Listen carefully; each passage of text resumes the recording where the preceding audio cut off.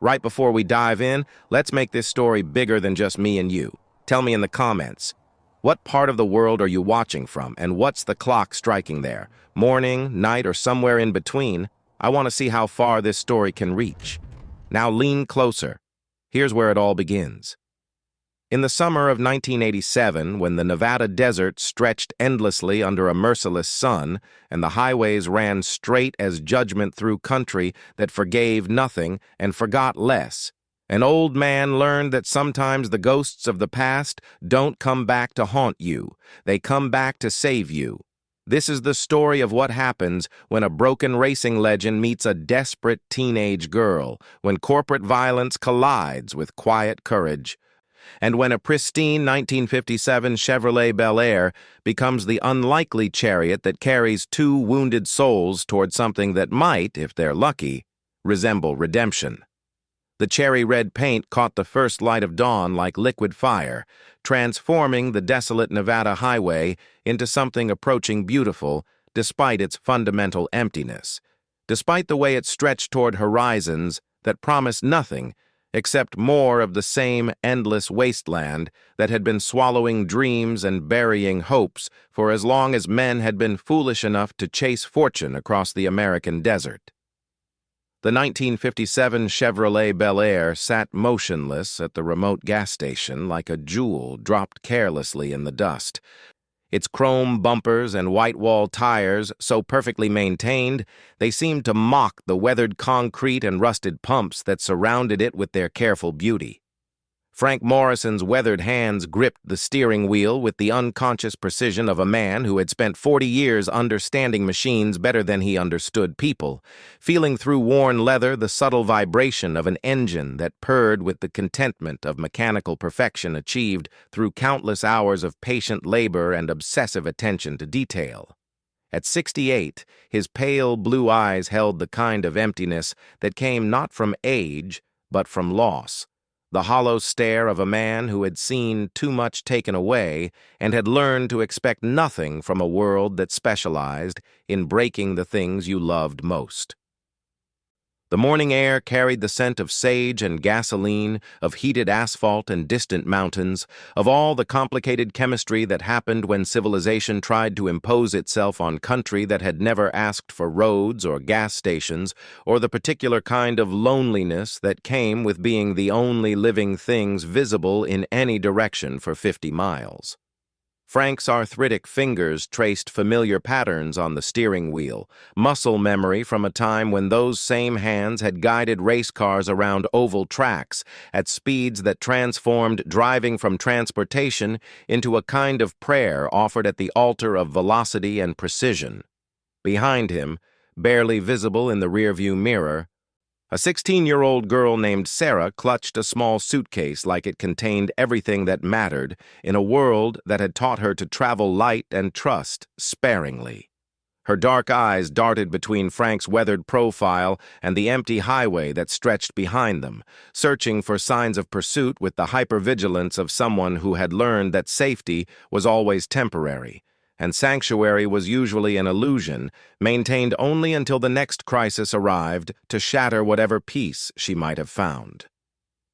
The gas station existed in that particular kind of desolation that defined the spaces between Nevada's cities, the forgotten places where travelers stopped only when necessity demanded and left as quickly as possible, carrying with them nothing except the vague unease that came from spending time in locations that seemed to exist outside the normal flow of human concern and connection. The pumps were older than Sarah, their red paint faded to the color of dried blood, their mechanical faces marked with the kind of honest wear that spoke of decades of service in conditions that tested both metal and human endurance. Frank's reflection in the gas station's grimy window showed a man who had aged beyond his years, shoulders bent not by time, but by the weight of carrying grief that had no proper resting place, no grave where it could be buried and left to decompose in the honest darkness that claimed all human sorrows eventually. 3 years had passed since the accident that had taken his wife Margaret and his son Tommy. 3 years of mornings when he woke expecting to hear voices that would never speak again. 3 years of working on cars because engines were honest in ways that life had proven not to be. The silence between Frank and Sarah was not uncomfortable. It was the companionable quiet of two people who had learned that words were often inadequate to the task of expressing what really mattered, that sometimes the most important communication happened in the spaces between sentences, in the small gestures and shared understanding that grew between people who recognized kindred damage in each other's eyes. She had appeared at his auto shop 2 days ago, like a ghost materialized from the desert heat. Exhausted and desperate, but carrying herself with the dignity of someone who refused to be broken, regardless of what the world had already done to her. The morning heat was already building despite the early hour, promising another day when the desert would test everything living against standards that had nothing to do with fairness or mercy, when the sun would climb toward its merciless zenith and transform the landscape into something that resembled the surface of an alien planet more than any place where human beings might reasonably expect to survive. Frank had learned to read the desert's moods like scripture, understanding the subtle signs that warned of temperatures that could kill the unprepared, of winds that carried enough dust to scour flesh from bone. The rumble started as a distant vibration felt more than heard, a low harmonic that seemed to emerge from the highway itself, from the sun-baked asphalt that stretched unbroken toward horizons that shimmered with heat, mirages and false promises of water that would never materialize for travelers foolish enough to trust their eyes rather than their experience. Frank's trained ear recognized the sound immediately. 3 Harley-Davidson motorcycles running hard, their engines tuned for power rather than comfort, built for the kind of riding that had more to do with intimidation than transportation. Sarah's reaction was immediate and visceral, her 16-year-old body going rigid with the kind of fear that came from experience rather than imagination. The terror of someone who had learned to recognize the specific sounds that preceded violence and had developed the survival instincts necessary to navigate a world where predators wore human faces and operated with the casual efficiency of those who had never learned to see their victims as anything more than obstacles to be removed or resources to be exploited. The motorcycles materialized from the morning heat, like malevolent spirits given substance, their chrome catching the early sunlight and throwing it back in sharp fragments that hurt to look at directly. Their riders dressed in black leather that seemed to absorb light rather than reflect it, transforming them into shadows with engines, into the kind of nightmare that emerged from the spaces between civilization's weak lights to remind everyone that safety was always temporary, and law was often just another word for the temporary absence of superior force. Frank's pale blue eyes tracked the approaching riders with the assessment of a man who had spent enough time around dangerous machinery to recognize when something was fundamentally wrong with the picture he was seeing, when the normal rhythms of mechanical operation were disrupted by human intention that had nothing to do with transportation and everything to do with the kind of business that left people hurt or missing or dead in ways that local sheriffs learned not to investigate too carefully. The lead rider brought his bike to a stop close enough that Frank could smell the oil and exhaust, could see the careful modifications that had transformed a motorcycle from mere transportation into something that announced its rider's philosophy about the relationship between power and right, between strength and justice, between those who took what they wanted and those who learned to accept whatever they were allowed to keep. Viper swung his leg over the Harley's seat with the fluid grace of a man who had been riding since before he could legally drive, whose relationship with machines was based on domination rather than partnership, on the understanding that everything in the world, metal, flesh, law, would bend to sufficient application of force, and that negotiation was just another word for the temporary postponement of inevitable violence. His face was weathered leather stretched over bone, marked with scars that spoke of fights won and lost, of encounters with law enforcement that had ended with blood rather than handcuffs, of a life lived deliberately outside the boundaries that contained lesser men. His eyes were the pale green of bottle glass, worn smooth by years in the ocean, cold and reflective, and completely empty of anything that might be mistaken for human compassion or recognition of other people, as anything more than objects to be manipulated or removed depending on their usefulness to his immediate purposes. Those eyes had looked at too many victims without flinching, had watched too much pain without registering anything except professional assessment of how much pressure would be required to achieve the desired result. The other two riders flanked Viper with practiced efficiency, their formation speaking of experience gained through years of running prey to ground, of understanding the mathematics of intimidation, and the precise application of threat necessary to achieve compliance without having to resort to the kind of violence that attracted unwanted attention from territorial authorities. They were professionals in the business of fear, specialists in the particular kind of education that left permanent marks on both body and spirit. Frank remained motionless behind the Chevy's wheel, his weathered hands steady despite the arthritis that made every morning a negotiation with pain, his pale blue eyes meeting Viper's green stare with the quiet dignity of a man who had already lost everything that mattered to him and therefore had nothing left to be taken through intimidation or force. There was something in his stillness that spoke of depths Viper couldn't immediately calculate, of experiences that had shaped him into something harder than the desert and more enduring than the mountains that defined the eastern horizon.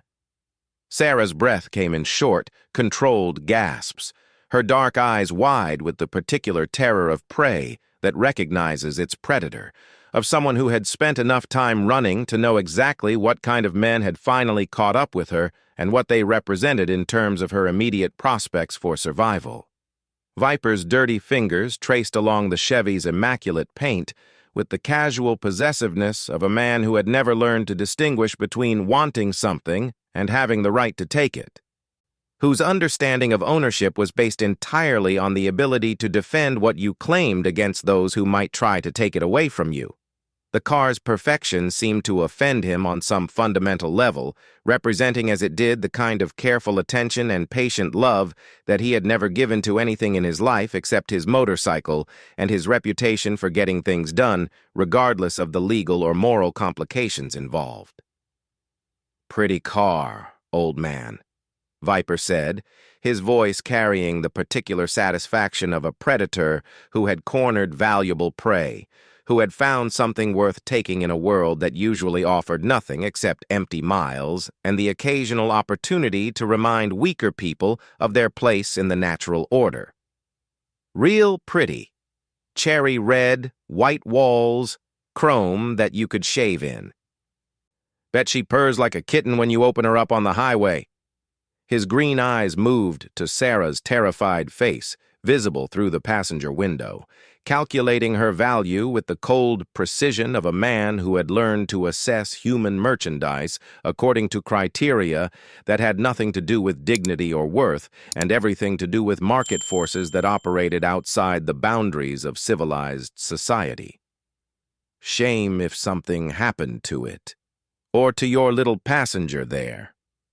The threat hung in the desert air like heat shimmer, distorting everything around it, transforming a simple gas station encounter into something infinitely more dangerous and complex,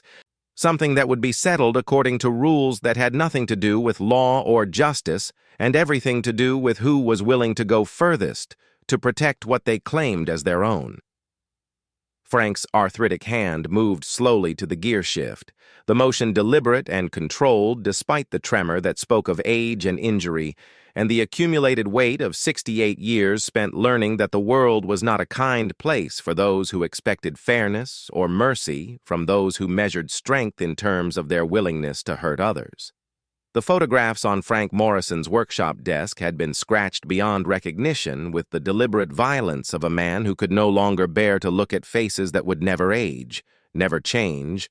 never speak his name again, with the love and trust that had once made every morning worth the effort of climbing out of bed and facing another day in a world that specialized in taking away everything that made life meaningful.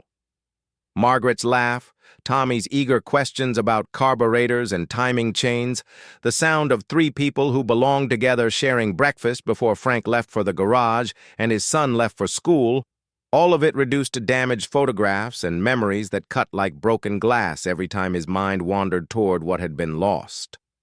The newspaper clipping was yellowed with age and handling. Its headlines burned into Frank's memory with the permanence of scars. Local family killed. Racing legend's wife and son die in holiday crash. The article's careful language couldn't disguise the brutal mathematics of the accident. A drunk driver running a red light, 2 lives ended instantly, 1 man left behind to carry the guilt of having taught his son to love speed, to see driving as something more than mere transportation from one place to another.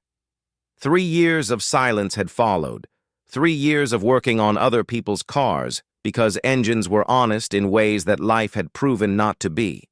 because mechanical problems had solutions that could be achieved through patience and skill and the right tools applied with sufficient knowledge and care. Carburetors didn't lie, transmissions didn't betray trust,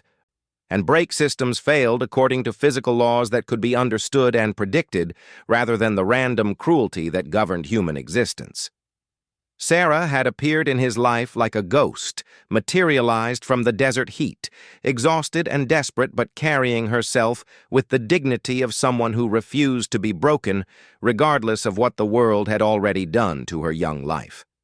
She reminded him of Tommy, not in appearance but in spirit, in the stubborn refusal to surrender that marked those who had inherited more than their share of the world's capacity for inflicting pain on the innocent.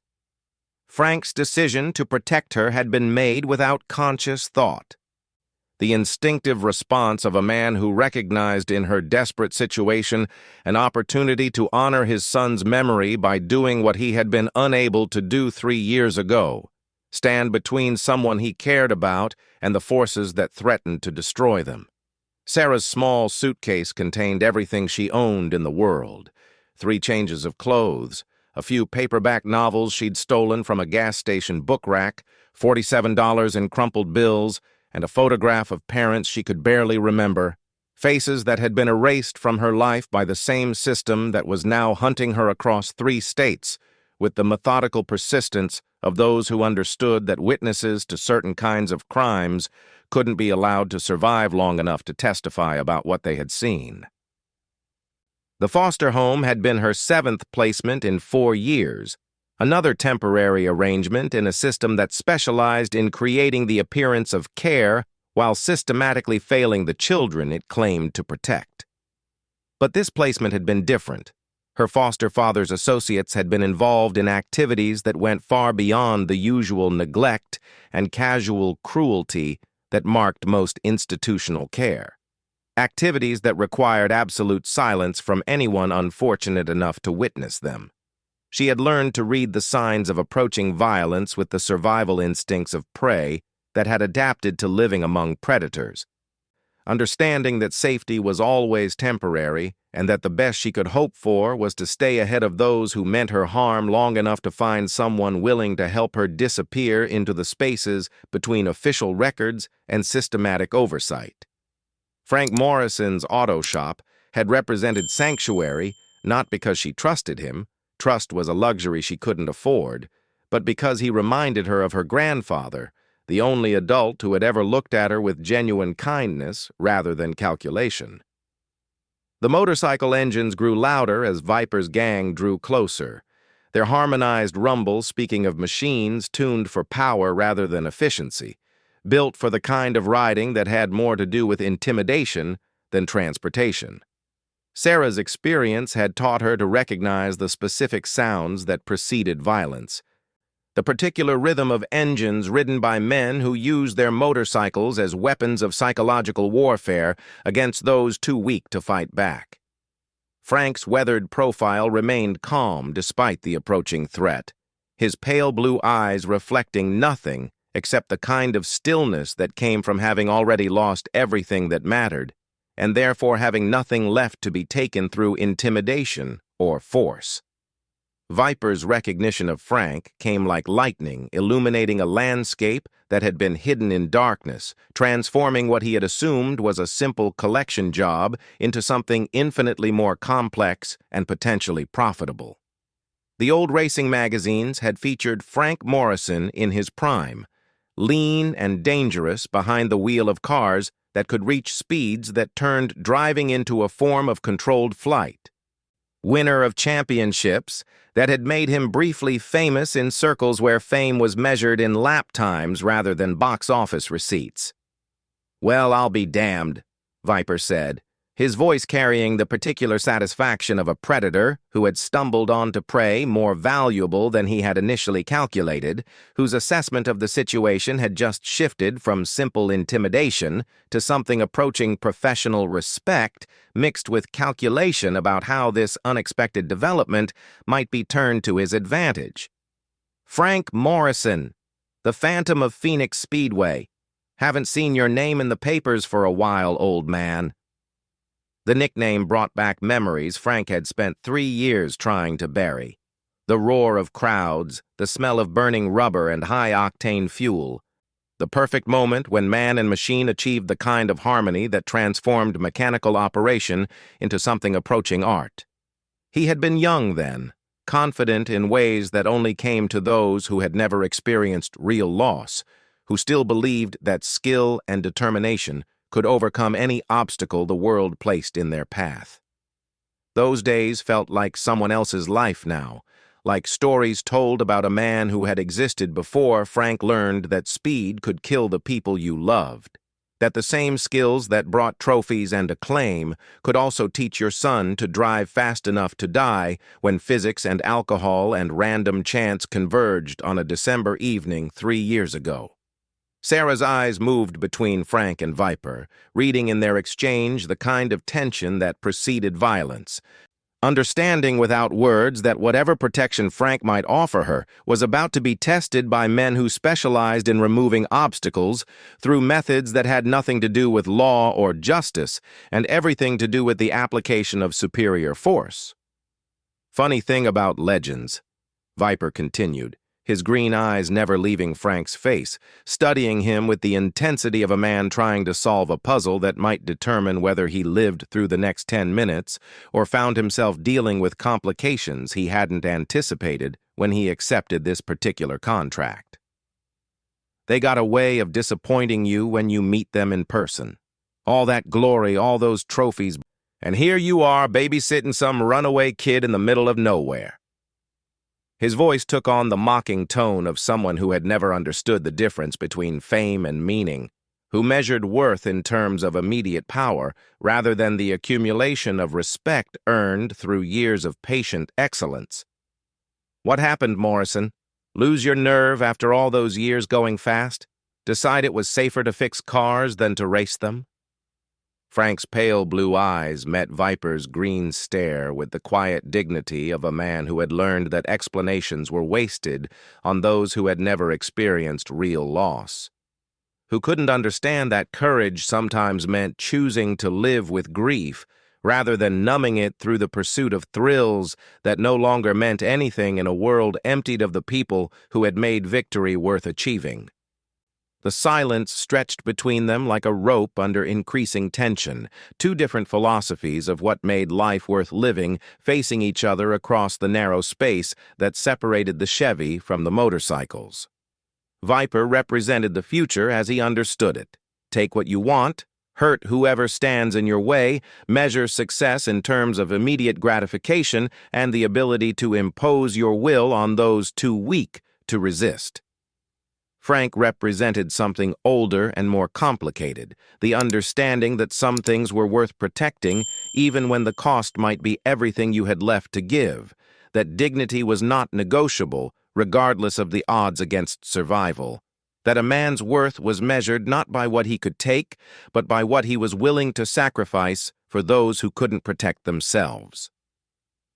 "Here's how this is going to work," Viper said, his voice taking on the patient tone of someone explaining simple facts to a slow child, the condescending clarity of a man who had never doubted his ability to impose his will on whatever situation he encountered through the application of superior force and absolute ruthlessness.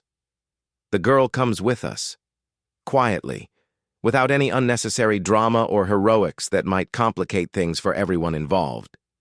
His green eyes moved to Sarah's terrified face, calculating her value with the cold precision of a man who had learned to assess human merchandise according to criteria that had nothing to do with dignity or worth, and everything to do with market forces that operated outside the boundaries of civilized society. Her foster daddy's got some associates who are real anxious to have a conversation with her about certain things she might have seen, certain activities that require absolute discretion from anyone unfortunate enough to witness them. The morning heat was building toward the merciless intensity that defined summer in the Nevada desert, promising temperatures that would test everything living against standards that had nothing to do with fairness or mercy, that would transform the landscape into something resembling the surface of an alien planet more than any place where human beings might reasonably expect to survive without constant vigilance and careful preparation. Frank's arthritic hand tightened slightly on the gear shift. Feeling through worn leather the subtle vibration of an engine that had been tuned to perfection through countless hours of patient labor and obsessive attention to detail. The Chevy represented more than transportation. It was the physical manifestation of everything he had learned about the relationship between man and machine, the embodiment of skills developed over 40 years of understanding that mechanical perfection was achievable through patience and care and the right tools applied with sufficient knowledge. Sarah's breathing had become shallow and controlled, her dark eyes wide with the particular terror of prey that recognizes its predator. Of someone who had learned that safety was always temporary and that survival often depended on the willingness of strangers to risk everything for principles they might not even be able to articulate clearly. The challenge that Viper proposed was elegant in its cruelty, offering Frank a choice between certain failure and possible catastrophe, between surrendering Sarah to men who would hurt her in ways that would leave permanent marks on both body and spirit, or risking both their lives on his ability to drive a race he hadn't run in 20 years against men who had nothing to lose and everything to gain from his failure. 50 miles of empty highway, Viper said, gesturing toward the Nevada desert that stretched endlessly in all directions, offering no shelter except what a man could find in his own courage and the mechanical reliability of machines built for purposes other than the kind of high-speed pursuit that turned driving from transportation into a form of warfare conducted at velocities that transformed minor mistakes into fatal consequences. Straight run to the California border. You win, we disappear and never bother either of you again. The terms were simple enough to understand, but complex in their implications, carrying the weight of decisions that would define not just the immediate future, but the fundamental nature of who Frank Morrison had become in the 3 years since his world ended on a snow-covered highway, when physics and alcohol and random chance converged to teach him that love could be destroyed by policy and that justice was a luxury some people couldn't afford. Frank's pale blue eyes moved to Sarah's face in the rearview mirror, seeing in her desperate expression the same mixture of fear and defiance that had marked his son's features, the stubborn refusal to surrender that spoke of blood that wouldn't be broken regardless of what the world threw against it. She had trusted him with her life despite having every reason to believe that adults were just another category of predator. And that trust carried obligations that transcended his own grief and self-preservation. The Chevy's engine purred with mechanical contentment, 8 cylinders of Detroit engineering that had been restored to specifications that exceeded original factory standards, rebuilt with the kind of obsessive attention to detail that came from having nothing else to do with empty hours except pursue the mechanical perfection that had always been more reliable than human love. Tommy Morrison had been 16 when he died, the same age as Sarah, full of questions about carburetors and timing chains and the particular alchemy that transformed gasoline and air into the controlled explosions that moved tons of steel across vast distances with a grace that seemed to mock the laws of physics. Frank had taught his son to drive on empty highways much like this one, passing down knowledge that had been earned through decades of understanding machines better than people, through years of learning that mechanical systems were honest in ways that human relationships often proved not to be. The memory of his son's laugh, bright and fearless as he learned to negotiate curves at speeds that would have terrified lesser drivers, cut through Frank's grief like a blade heated white-hot, carrying with it all the accumulated weight of 3 years spent wondering whether different choices might have led to different outcomes, whether a father who had been less generous with dangerous knowledge might have kept his child alive long enough to learn wisdom along with skill. But Sarah was here now, 16 and desperate, and trusting him with the same complete faith that Tommy had shown when Frank first put his small hands on a steering wheel and taught him that driving was about more than transportation, that the relationship between man and machine could achieve a harmony that transcended the mere mechanical operation of internal combustion engines and hydraulic systems, and the countless smaller components that transformed raw metal into something capable of flight along ribbons of asphalt that connected everywhere with everywhere else. Viper's green eyes held the cold patience of a predator who had cornered valuable prey,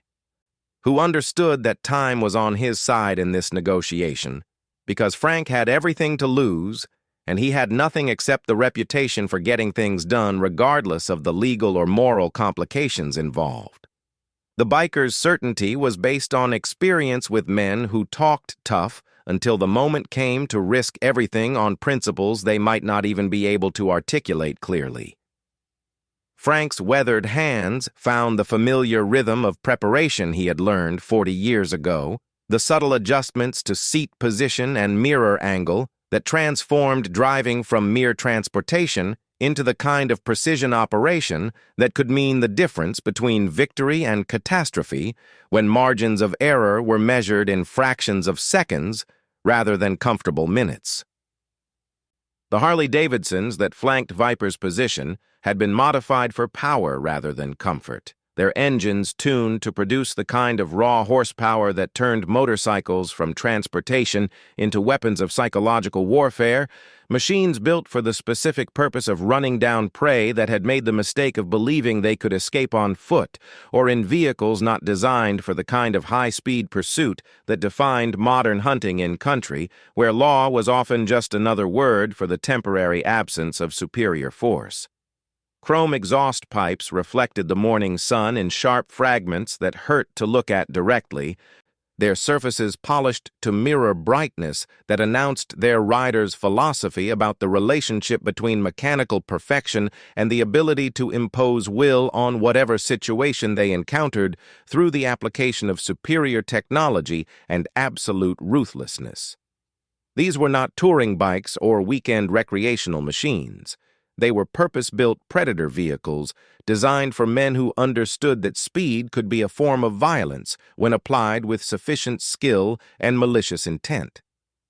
Frank's trained ear assessed the sound of their engines with the professional expertise of someone who had spent 40 years learning to diagnose mechanical systems by their acoustic signatures,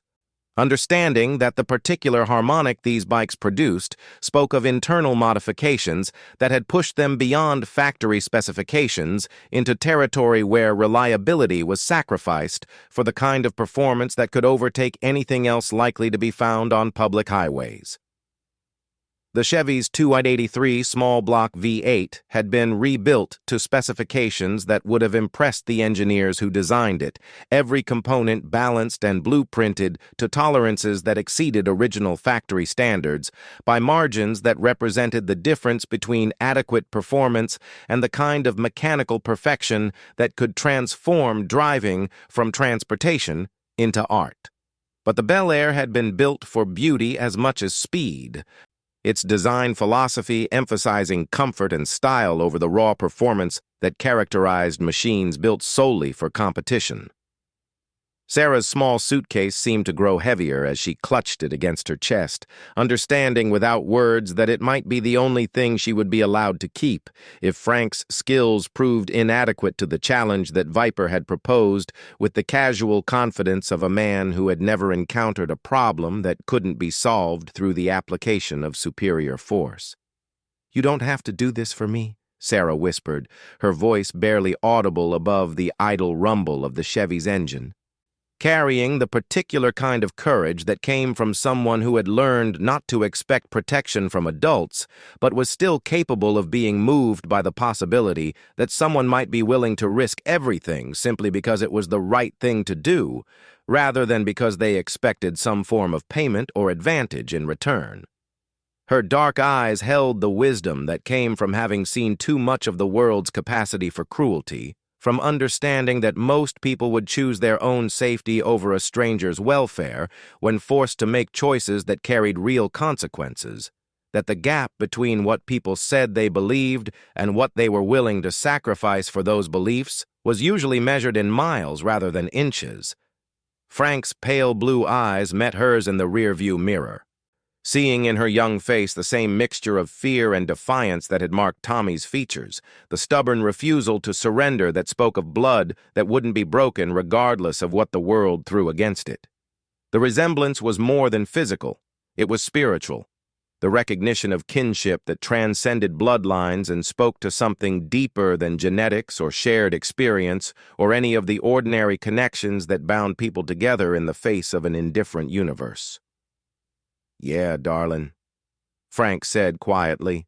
his voice carrying the weight of 3 years' accumulated grief transformed into something harder and more precious than simple sorrow, the understanding that some debts could only be paid through actions rather than words. That redemption came not through forgiveness, but through the willingness to stand between the innocent and those who would prey upon them. "I do." The words carried finality that settled over the morning like dust, transforming a simple statement into something approaching a sacred oath, a promise made not just to Sarah, but to the memory of a son who had died believing his father could fix anything, protect anyone, overcome any obstacle through skill and determination, and the kind of love that measured its worth not in what it received, but in what it was willing to give.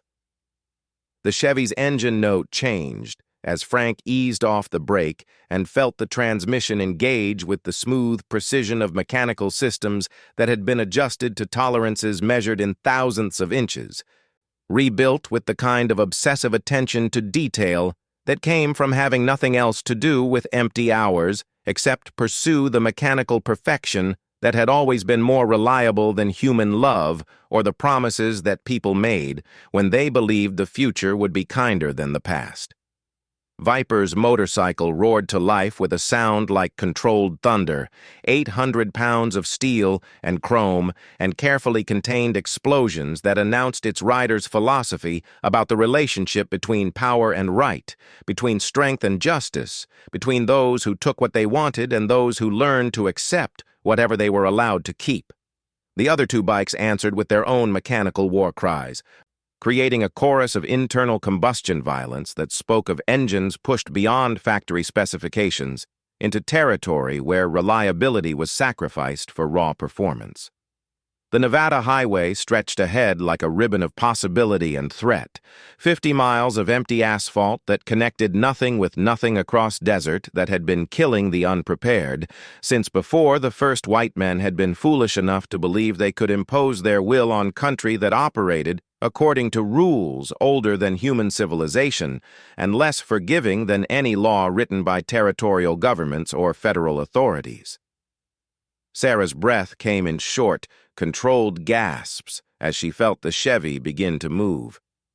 The subtle shift from stationary to mobile that marked the beginning of a journey that would end either in California freedom or Nevada graves, depending on Frank's ability to remember skills he hadn't used in 20 years, and apply them against men who had never learned to fight fair or show mercy to those who stood between them and what they wanted. The morning sun climbed toward its merciless zenith, promising heat that would transform the asphalt into something soft enough to trap unwary travelers. Temperatures that would test both man and machine against standards that had nothing to do with fairness or mercy, that would separate the prepared from the foolish, according to criteria that couldn't be appealed or negotiated or survived through anything except perfect preparation and absolutely flawless execution. Frank's hands found their rhythm on the steering wheel with muscle memory that reached back 40 years, his fingers settling into familiar positions that had once guided race cars around oval tracks at speeds that transformed driving from transportation into a form of controlled flight, where the margin between perfect technique and catastrophic failure was measured in fractions of seconds rather than comfortable minutes that allowed for correction or second chances. The Chevy responded to his touch with the immediate obedience of a machine that had been tuned to mechanical perfection, every component balanced and blueprinted to work in harmony with every other component, creating a synthesis of Detroit engineering and patient craftsmanship that could transform raw power into precise control when operated by someone who understood the subtle relationship between man and machine. Viper's Harley pulled alongside the Bel Air with predatory grace, its rider leaning forward over the handlebars with the focused intensity of a hunter who had cornered valuable prey, who understood that the next 50 miles would determine not just the immediate outcome of this confrontation, but his reputation for getting things done regardless of the obstacles or complications that might arise to challenge his authority. The desert landscape blurred past the windows as Frank gradually increased speed, feeling through the steering wheel the way the Chevy's suspension absorbed the imperfections in asphalt that had been subjected to decades of thermal expansion and contraction, of freeze-thaw cycles that had created subtle irregularities that could unsettle less perfectly maintained vehicles at velocities where minor disturbances became major catastrophes. Sarah pressed herself back into the passenger seat as she felt the acceleration building, understanding without words that she was experiencing something beyond normal transportation, that Frank Morrison was demonstrating skills that belonged to a different category of human capability, the kind of precise control that separated professional drivers from ordinary people who happened to know how to operate motor vehicles safely under normal circumstances. The mountain pass ahead was the same stretch of highway where Frank's family had died 3 years ago, where physics and alcohol and random chance had converged to teach him that love could be destroyed by policy and that justice was a luxury some people couldn't afford, where the mathematics of velocity and mass and sudden deceleration had transformed a family of 3 into a single broken man who spent his days fixing other people's machines because engines were honest in ways that life had proven not to be. Tommy's voice seemed to echo across the years as Frank approached the curves that had once seemed like mere geographical features, but now felt like sacred ground. Like a place where the membrane between past and present had worn thin enough to allow the dead to speak to those who still carried their grief like freight that couldn't be set down or shared or buried deep enough to stop hurting every time memory pulled it back into the light. "Remember, Dad," the ghost of his son whispered through the engine noise and the wind rushing past the windows. "It's not about going fast. It's about going exactly as fast as you need to go. No more and no less. Speed without control is just another way of dying badly." The lessons Frank had taught his boy came back with perfect clarity as he guided the Chevy through the first series of turns, feeling the way the car responded to subtle adjustments in steering input and throttle position, the delicate balance between adhesion and slip that allowed a skilled driver to maintain control while approaching the absolute limits of what physics would permit before the laws of motion took over and transformed controlled flight into uncontrolled catastrophe.